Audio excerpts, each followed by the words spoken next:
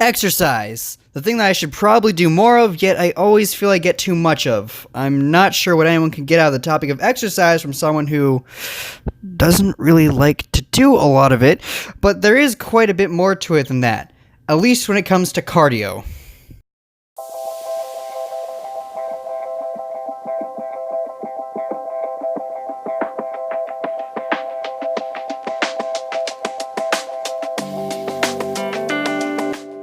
If you ask someone what cardiovascular endurance was, or just cardio for short, they would probably say something on the lines of making your heart beat faster.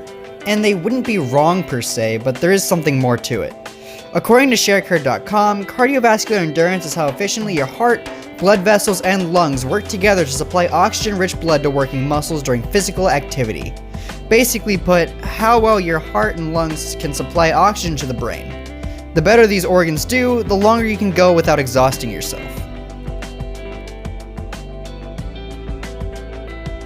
Cardio isn't really that hard compared to flexibility and strength exercises, as cardio is literally just moving. This is my $500 road bike. See, that's mine. If $500 sounds like a lot, it probably is, but you don't need to spend that much money. Let's come back to that bike later. Let's talk about walking instead. All you need is a good pair of legs and some dedication, and you can walk around the earth in 11 years. Simple things like walking to school or work adds up over time, and if you live in a city or an urban area where things are closer together, maybe grabbing a taxi isn't always the best idea. Now, walking is free, but if it's something you really enjoy, don't cheap out on it.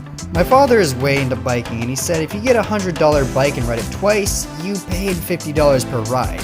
But if you pay $600 on a bike that you ride 1,000 times, how much are you really paying?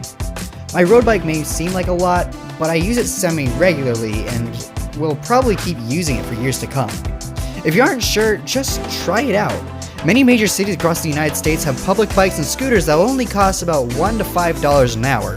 Not to mention the bikes and skateboards and scooters that are sold at places like Walmart and Target for around $20 to $100.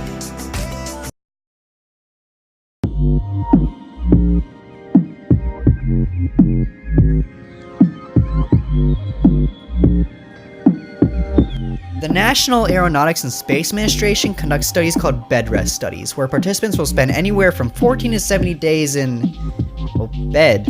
Studies show that heart rate increases dramatically, so imagine feeling like you ran a mile just by walking to your door.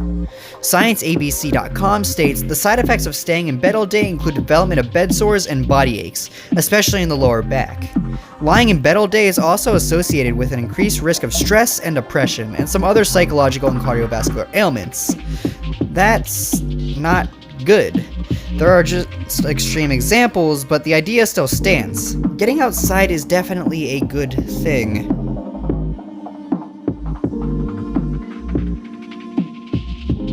It's as simple as getting up and walking around for just 30 minutes a day.